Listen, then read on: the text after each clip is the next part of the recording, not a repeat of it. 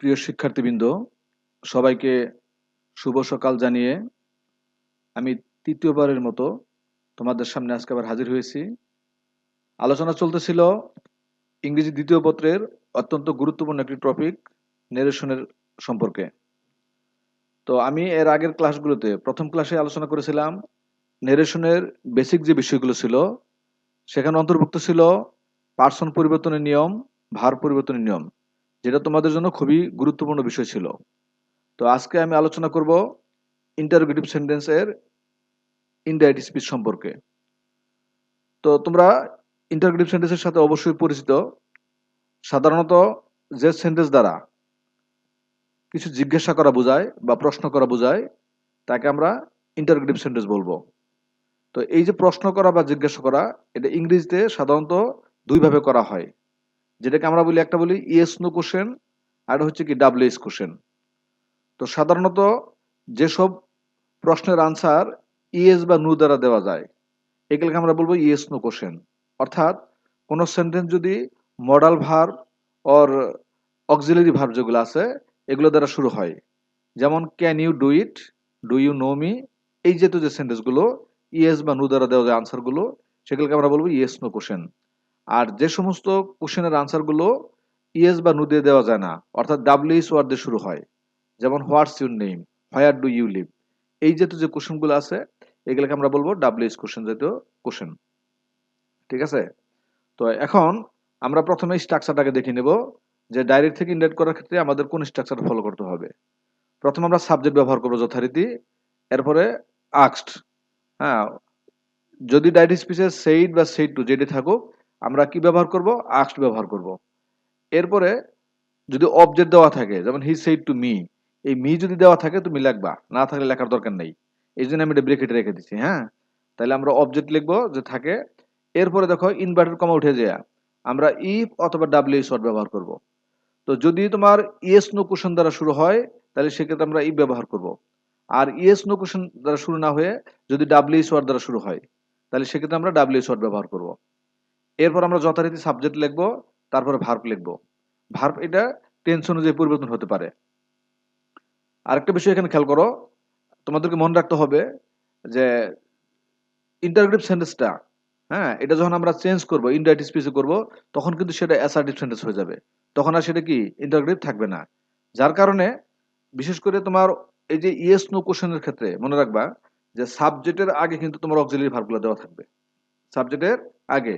কিন্তু যখন তুমি এটাকে ইনডাইরেক্ট স্পিচ করবা, অবশ্যই তোমার ওই ভার্বগুলো কি করবে? সাবজেক্টের পরে চলে যাবে। ভার্বগুলো কি সাবজেক্টের পরে চলে যাবে, বিশেষভাবে খেয়াল রাখবে। প্রিয় শিক্ষার্থীবৃন্দ, আর একটা বিষয় খেয়াল করো, যখন আমাদের ডাব্লিউএস কোশ্চেন দ্বারা শুরু হবে প্রশ্নগুলো, সেক্ষেত্রে সাবজেক্টের আগে সাবজেক্টের আগে সাধারণত অতিরিক্ত ডু ডাজ ডিড দেওয়া থাকবে। কি দেওয়া থাকবে? Do does did.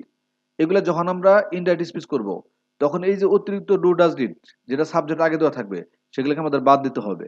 কথা ক্লিয়ার? হ্যাঁ, অবশ্যই বাদ দিতে হবে। আমরা কিছু এক্সাম্পল দেখি, দেখো।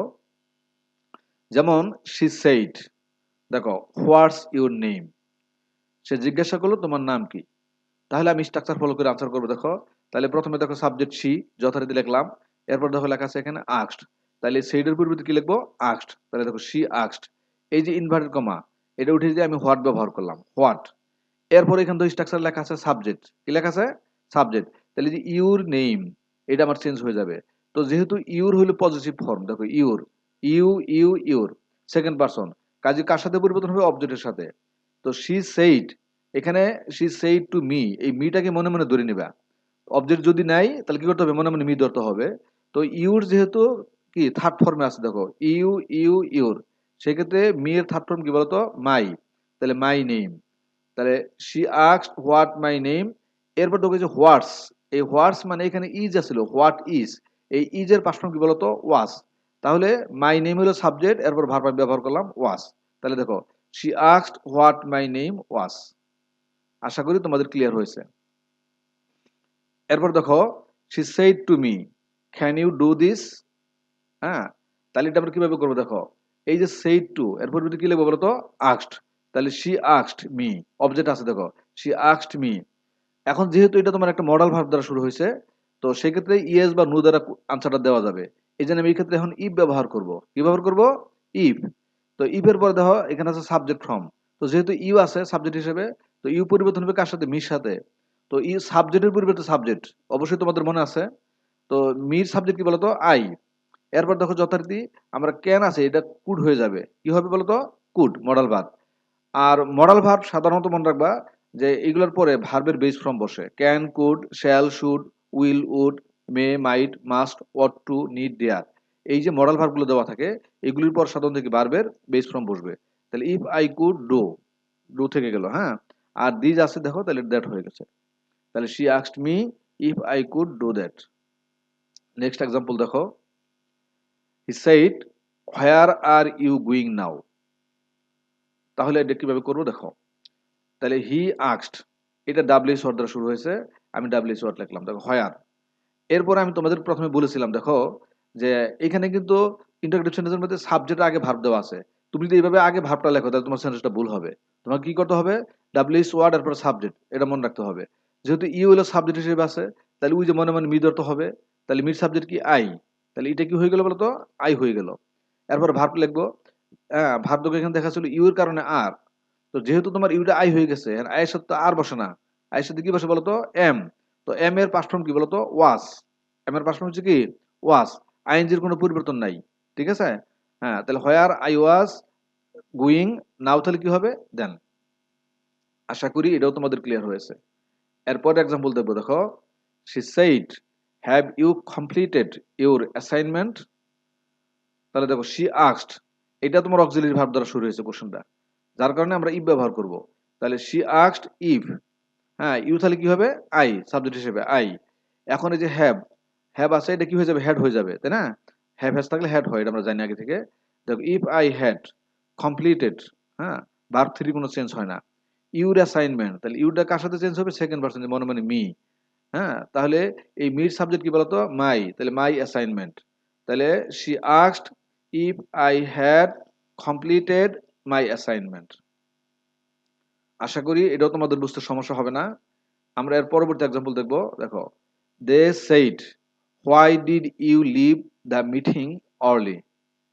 তাহলে দেখো দে আস্কড, এটা যেহেতু ডাব্লিউএস ওয়ার্ড দ্বারা শুরু হয়েছে, কাজে যা আছে তাই থাকবে। দেখো তাহলে দে আস্কড হোয়াই, হ্যাঁ। এখন ইউ, এটা সাবজেক্ট কি বলতো? আই। ইউর সাবজেক্ট কি? আই, মনে মনে মি ধরে। তাহলে আই, যেহেতু ডিড, ডিড হচ্ছে দেখো এটা পাস্ট ইনডিফিনিট, তাহলে নর্মালি আমরা জানি এটা পাস্ট পারফেক্ট টেন্স হয়ে যাবে। তো সাবজেক্টের পর কি বসবে? প্রথমে হ্যাড। আর এই যে ভার্ব দেওয়া আছে দেখো, এই ভার্বের হচ্ছে বি থ্রি ফর্ম। তাহলে হোয়াই আই হ্যাড লেফট, হ্যাঁ, দ্য মিটিং আর্লি। তাহলে they asked why I had left the meeting early. তাহলে আমাদের কি হয়ে গেল? পাস্ট ইনডিফিনিট টেন্স, এটা পাস্ট পারফেক্ট টেন্সে পরিণত হয়ে গেল। এরপর দেখো, he said will you join us for dinner tonight. তাহলে দেখো হি আস্কড, উইল, এটা কিন্তু ডাব্লিউএস ওয়ার্ড না। তুমি ডাব্লিউ আছে কিন্তু এখানে এইচ নাই, হ্যাঁ, খেয়াল করো, শুধু ডাব্লিউ আছে এখানে। তাহলে অক্সিলারি ভার্ব দেখো, বা মডেল ভার্ব বলতে পারি আমরা। দেখো হি আস্কড ইফ, কি ব্যবহার করবে এখানে বলো তো? ইফ, হ্যাঁ, এরপর সাবজেক্ট ফ্রম, তাহলে কি? আই। ইউ থাকলে সাবজেক্ট হিসেবে আই হইতেছে দেখো।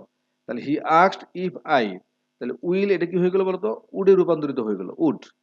আর এই যে এটা তো মডেল ভার্ব, তাহলে মডেল ভার্বের পরে কি ভার্ব কোনো চেঞ্জ হয় না। তাহলে ইফ আই উড জয়েন, হ্যাঁ।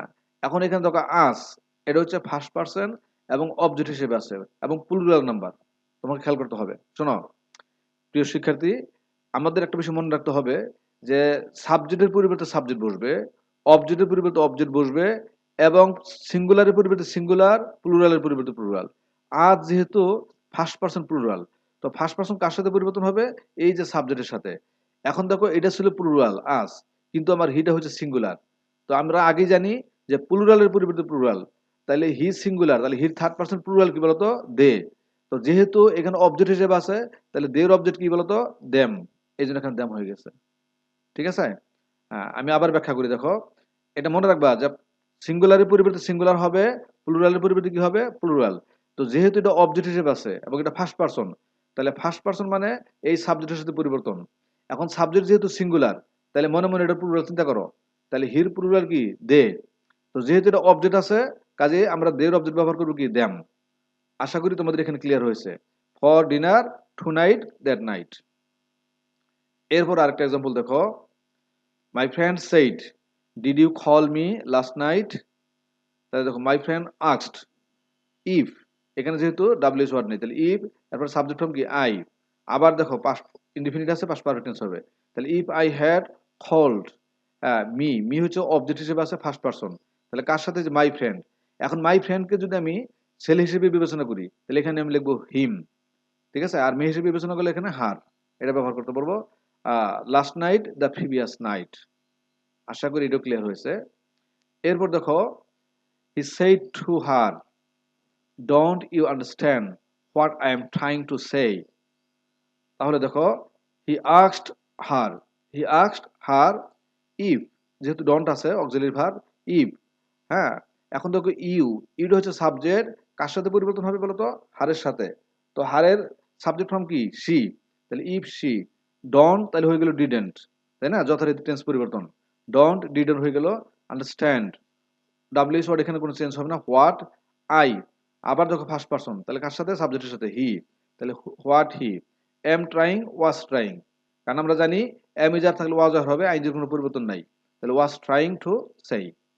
তাহলে দেখো, he asked her if she didn't understand what he was trying to say.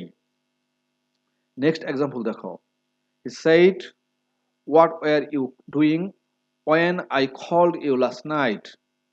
তাহলে দেখো, হি আস্কড হোয়াট, ইউ, ইউটা কি হয়ে যাবে বলতো, আই হয়ে যাবে, কারণ হলো সেকেন্ড পারসন আছে, এখানে মনে মনে মি ধরে নিবে।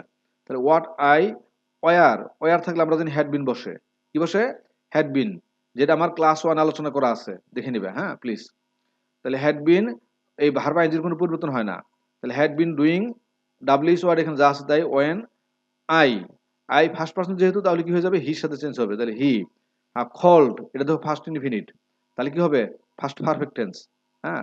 তাহলে what he had called, you হলো কি অবজেক্ট হিসেবে আছে এখানে ভার্বের পরে, তাহলে অবজেক্ট মানে এই যে মনে মনে মি ধরে নিবা, ঠিক আছে। হি সেড টু মি, এই মির সাথে চেঞ্জ হয়ে মি হয়ে গেল, me last night, the previous night. আশা করি এটাও ক্লিয়ার হয়েছে। এরপর দেখো, he said to me why had you not completed the work before the deadline. তাহলে he asked me why I had not completed, ইউটা কি হয়ে গেল, আই, হ্যাড নটই থাকলো, কমপ্লিটেড ঠিক থাকলো, the work before the deadline. তো প্রিয় শিক্ষার্থীবৃন্দ, আশা করি তোমাদের আমার ক্লাস থেকে তোমরা অবশ্যই উপকৃত হবে। এইভাবে আমি আস্তে আস্তে তোমাদেরকে স্টেপ বাই স্টেপ প্রত্যেকটা টপিকের উপর আলোচনা চালিয়ে যাব, হ্যাঁ। এবং তোমরা যদি উপকৃত হও, আমি সেক্ষেত্রে মনে করব আমার পরিশ্রম সার্থক।